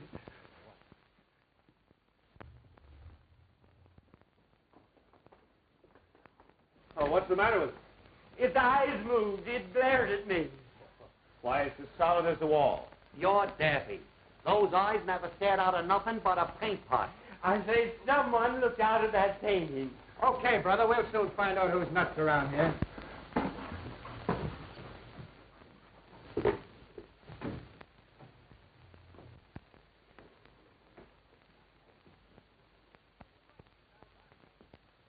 He's right. These eyes are phony. What'd I tell you? Now who's that? Hey, there's a passageway back to this. A passageway?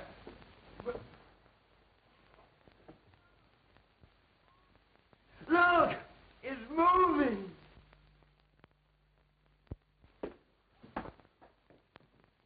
That's how Beatrice disappeared from this room.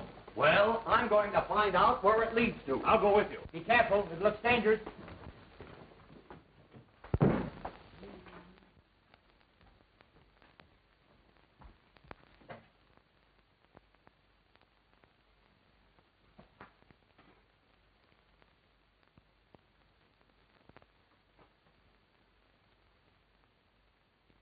My friends, since your entrance into this house, I have worked toward bringing you into this laboratory.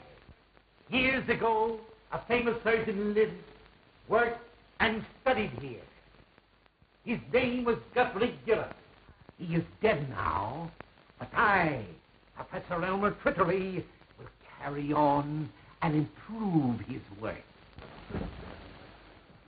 Hey, I don't like these underground places. Well, you may as well get used to it. You may spend a lot of time in one. Why, the whole house must be honeycombed with passages. They lead all directions.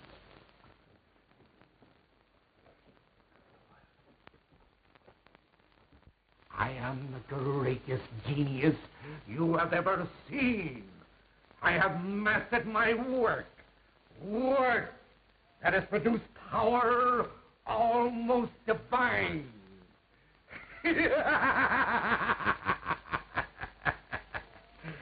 I have become more than the greatest plastic surgeon in the world. I am the molder of mankind. I have reached a great decision. That is why I've allowed you all to trespass upon the seclusion that I have enjoyed in a supposedly deserted house. I discovered this old house of Dr. Gillis's on one of my many escapes from the sanitarium. It is admirably fitted for my work. All I needed was patience. And now I have you, healthy people, who can't stand the rigor of certain small operations.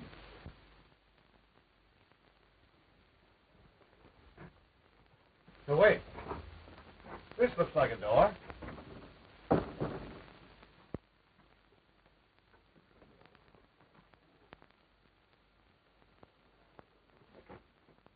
See where that leads to.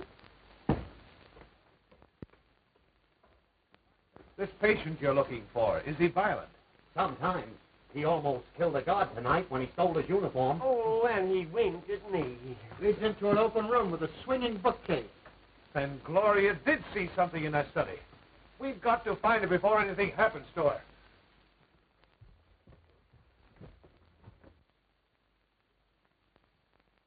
It seems to me this is the fluid I used to paralyze the mice with yesterday. I think I meant to use it on your friend Beatrice. Somehow, I became somewhat confused. So now the poor girl is dead. Forgive my stupidity. I will be more careful to see that you don't suffer the accidental death she did. I have brought back the spark of life. I am colossal. Oh, my head aches. Take that smelling salts away. You're choking me. I am awfully embarrassed.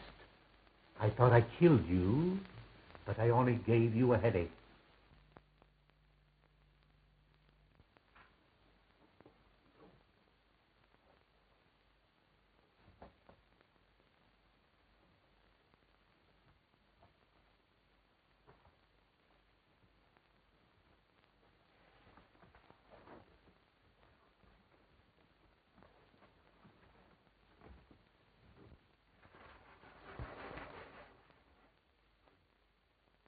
I ask your indulgence in looking at this chart. You will notice the various noses, eyes, and chins. You all have an ideal, a face you envy. You can have your choice of alterations. You understand, my operations run in series. You may look as you wish now. Ultimately, I will slowly change you to fit my model. Young lady, you shall have the honor of being the first on my table. I shall require very little from any of you. Just enough to begin my work. A feature from you, a bone from him, and a cartilage from that one.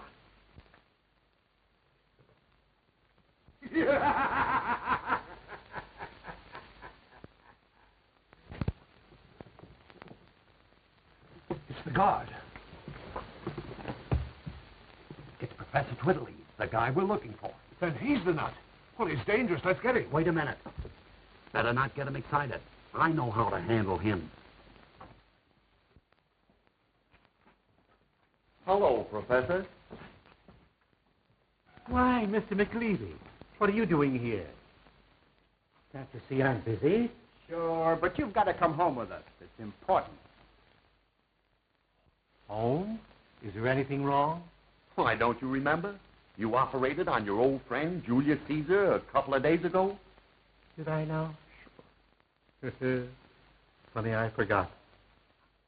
How'd it turn out? Not so good. That's why we have to hurry back. You see, he got tired of his Roman nose, so you grafted on a new one. But you put it on upside down. And on rainy nights like this, the poor fellow can't go out for fear of drowning. My. We'll return at once. Poor Caesar must be miserable.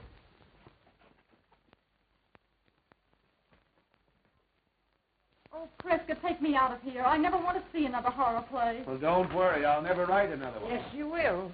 What? Absolutely, but you've got to rewrite it. Just like this night and the experiences we've gone through. Even to the murder of Beatrice?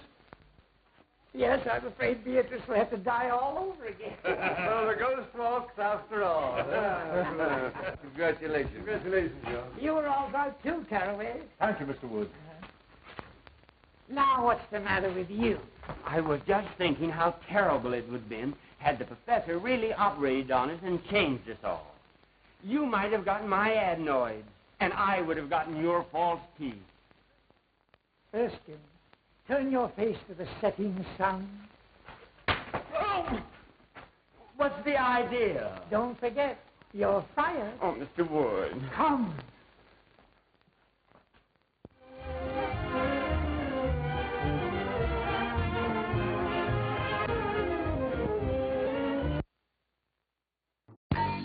The Weirdness Really Bad Movie sadly presents the Weirdness Thought of the Week.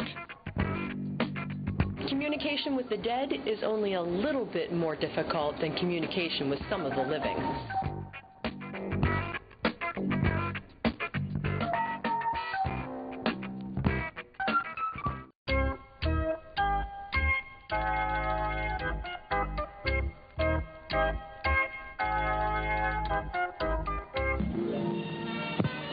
We have just seen rushes direct from Hollywood of pictures being released in the coming weeks. And we are proud to announce that this theater will soon bring you the greatest array of pictures ever to reach our screen. You'll see the finest stars in exciting performances. You'll thrill to the suspense, comedy, romance, and drama of world-famous stories. Here's a glimpse of a few of them coming to this theater soon. There it is. The red planet Mars, for over 2,000 years the symbol for war. Here is a new experience in excitement, a new sensation in suspense, as men open the door on the unknown powers of space to learn the incredible secrets of the red planet Mars. Secrets that might destroy us in one moment. You'll be the next to advance science. And maybe us. Right into oblivion! Chris, look. 9, 2, 6. Linda, we've done it. Dear Lord, don't make us sorry. Business keeps up. You'll need the army to help you. Quick, get going. Atomic energy, the hydrogen bomb, flying saucers, and now, secrets beyond belief from the red planet Mars. Secrets that threaten the world with total destruction, as countless millions in every corner of the globe invoke the greatest power of all to save their lives. You do think me a fool. Stay where you are. Give me a light. Don't! No!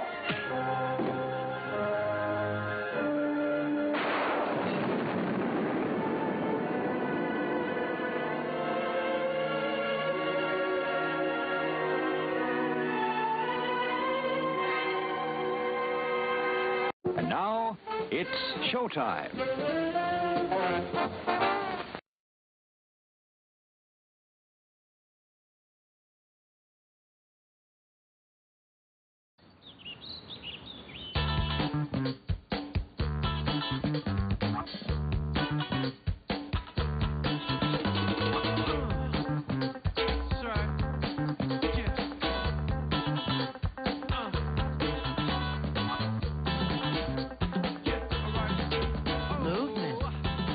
Weight loss, it's one of the many ways to fight osteoarthritis pain. For more information on managing pain, go to fightarthritispain.org.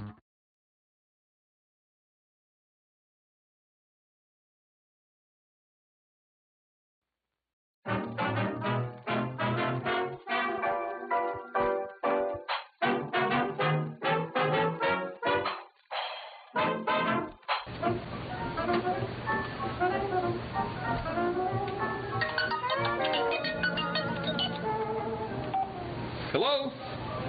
Mr. Ginelli? Yes? Mr. Ginelli, I'm sorry to inform you that your mother-in-law has passed away. Oh, no. Does my wife know yet? No, you were the first one we could get a hold of. Look, I know this is awkward, but we need to know if she's to be buried or cremated. I'll tell you what, let's not take any chances. First, burn the body, then bury the ashes.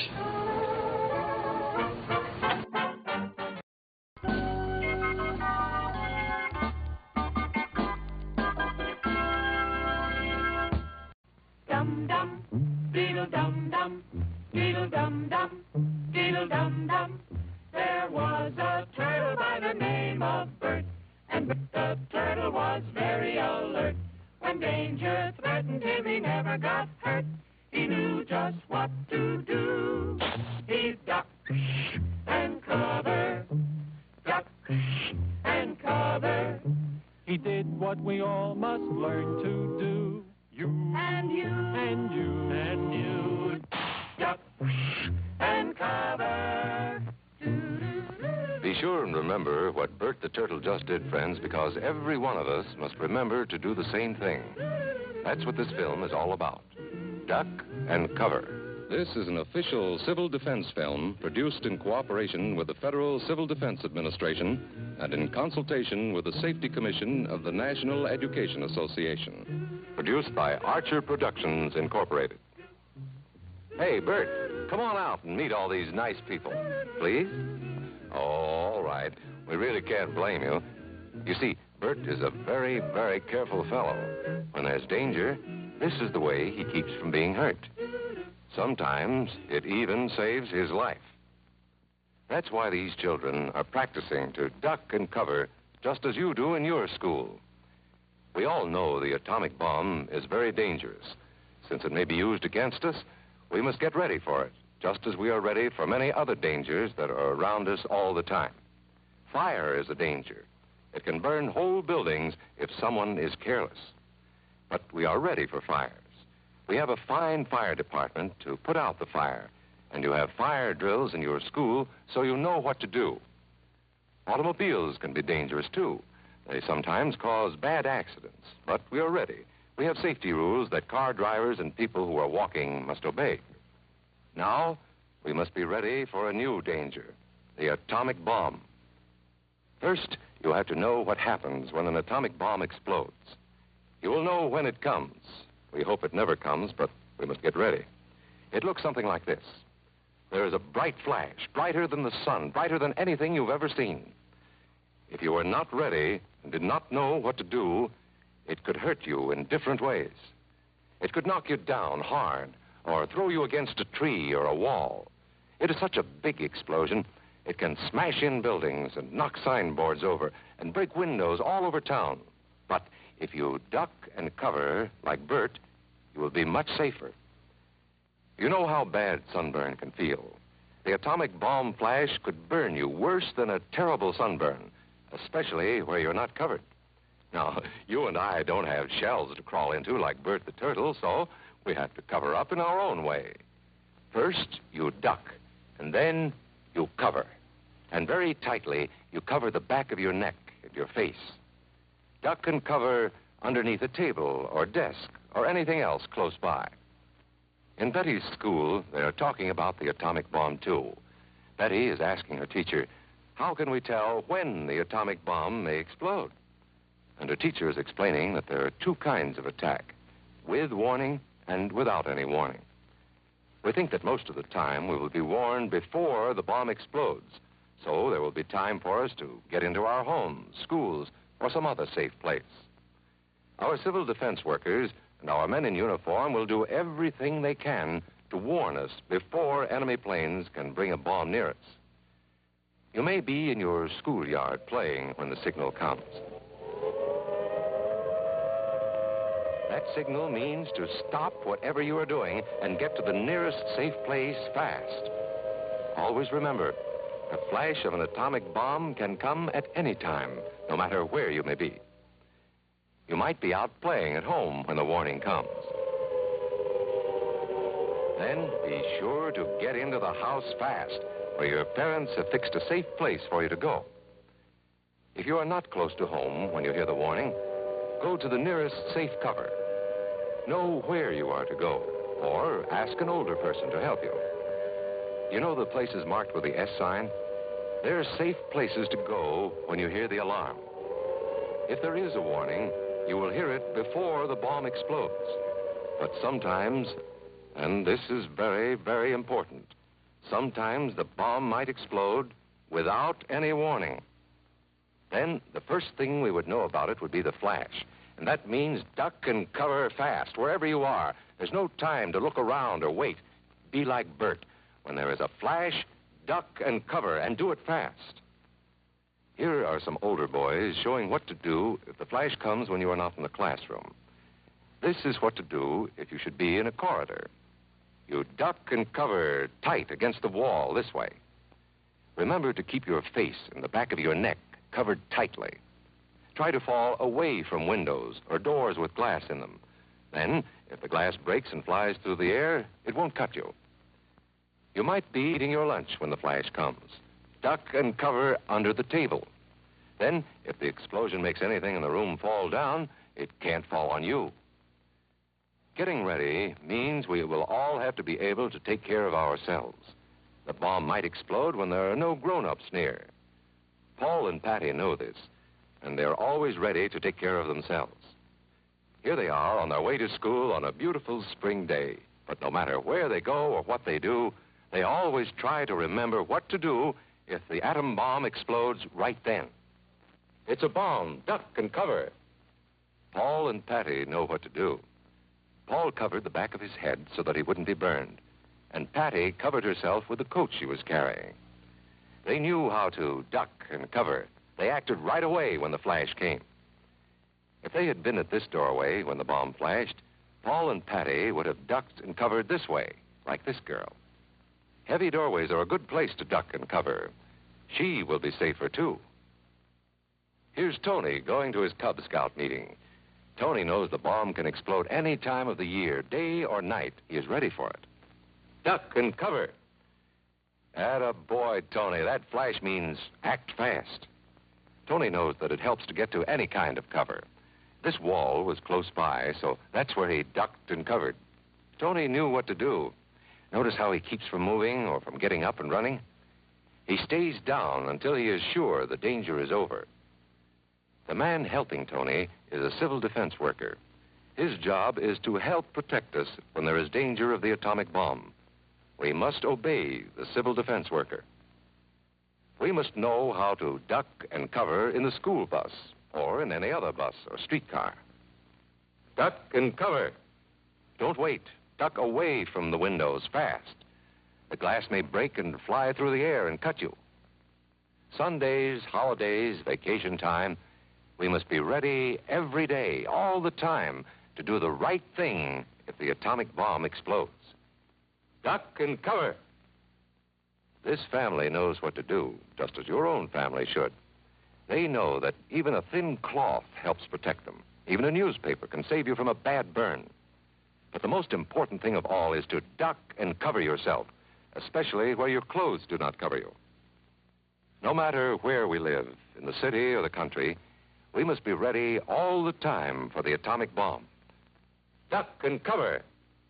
That's the first thing to do, duck and cover. The next important thing to do after that is to stay covered until the danger is over.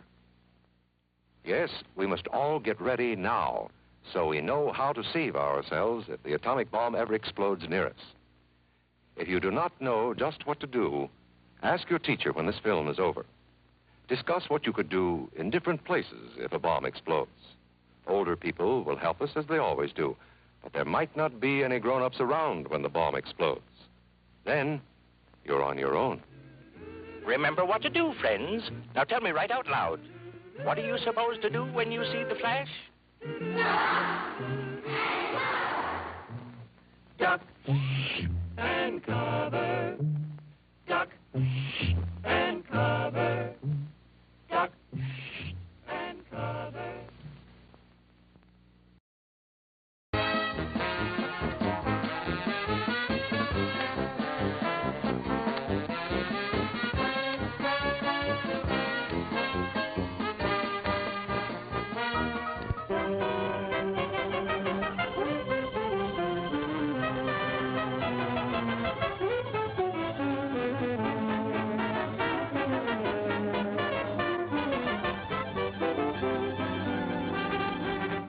Miss Adams, take a letter. If you're looking for a sweetheart because you're lonely and you want someone to love and adore, write a letter to our company and we'll send by mail just the girl you're looking for. You'll be more than satisfied with our selection one of the ones we'll send for your inspection.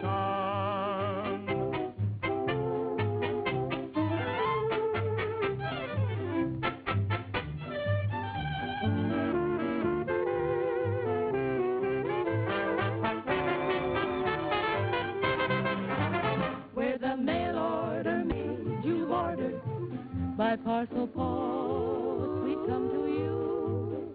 Keep the one that you like best and then return the rest. For any one of us will bring a thrill so new. We're all guaranteed romantic. Just try one out, me stars above. And the bride that you get from a mail order house will come to you with kisses and love.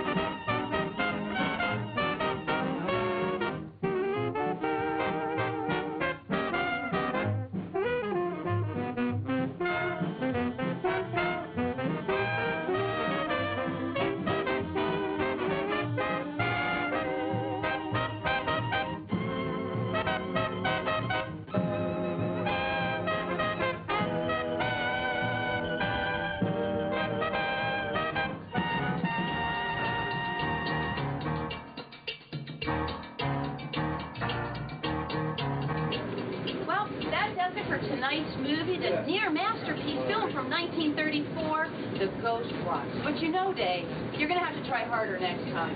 What do you mean?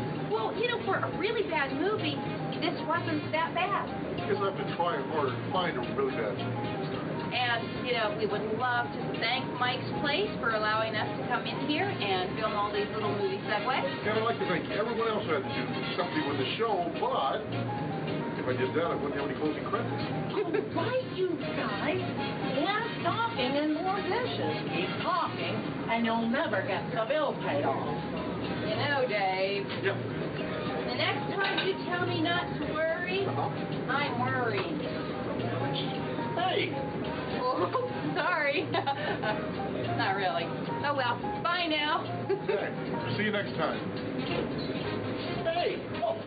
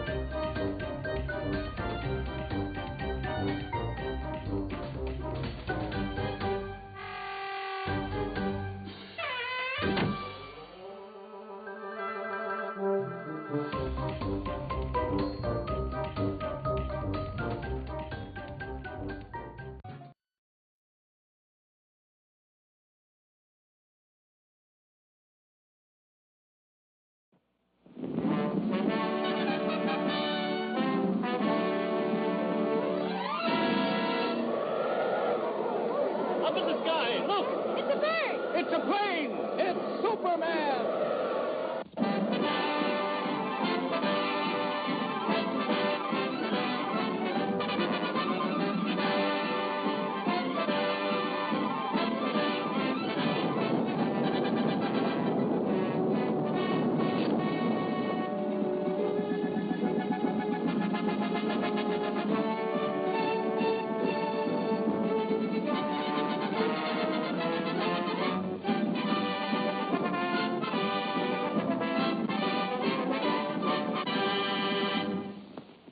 faster than a speeding bullet, more powerful than a locomotive, able to leap tall buildings at a single bound, this amazing stranger from the planet Krypton, the Man of Steel, Superman. Possessing remarkable physical strength, Superman fights a never-ending battle for truth and justice, disguised as a mild-mannered newspaper reporter, Clark Kent.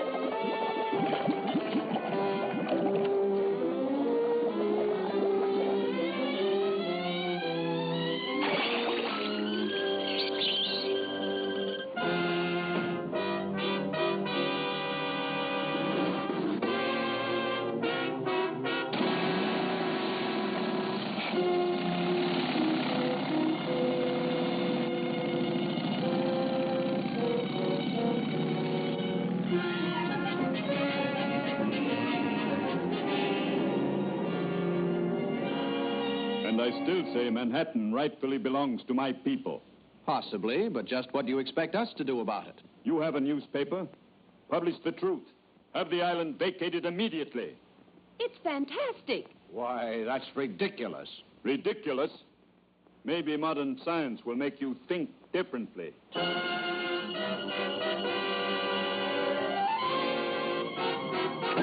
I've never heard anything so absurd. You know, from the look in his eyes, I'd almost believe he was in earnest. No, he's just a harmless crank.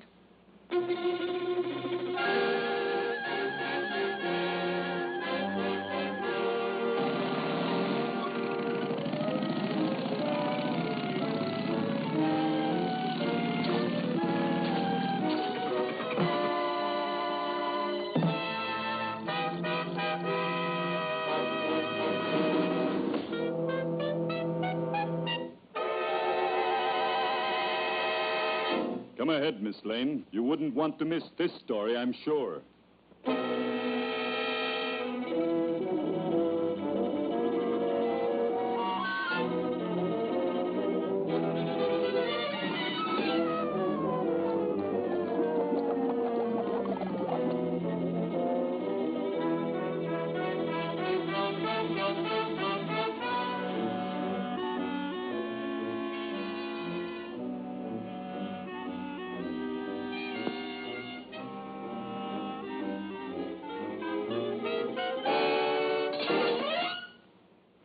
Just a precautionary measure.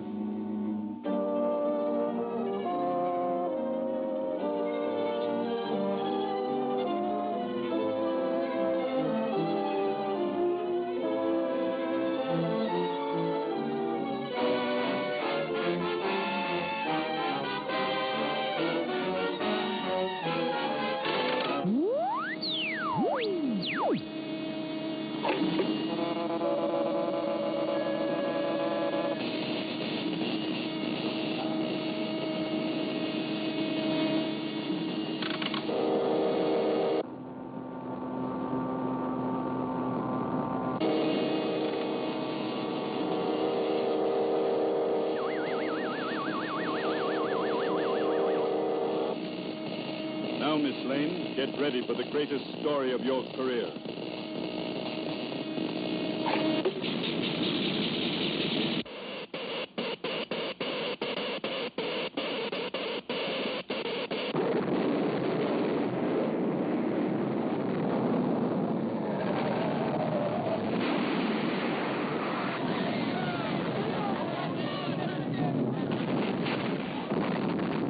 Come on, Kent. Let's get out of here.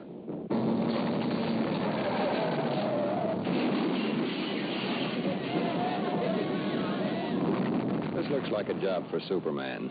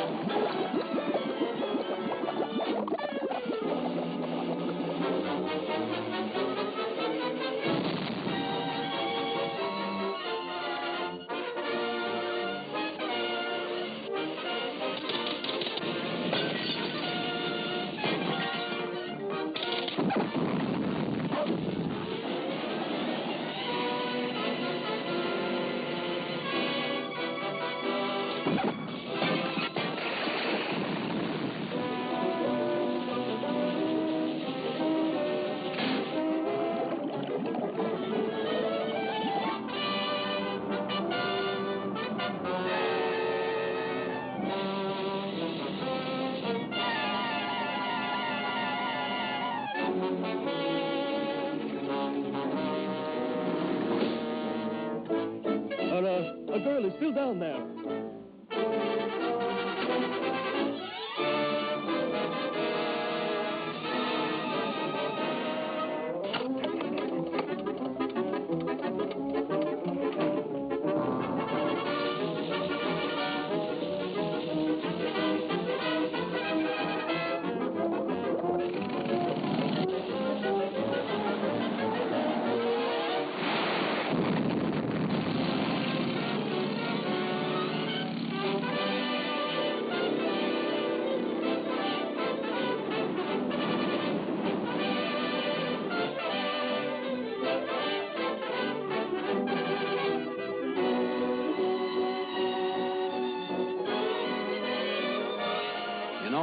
The old island looks just as good as ever.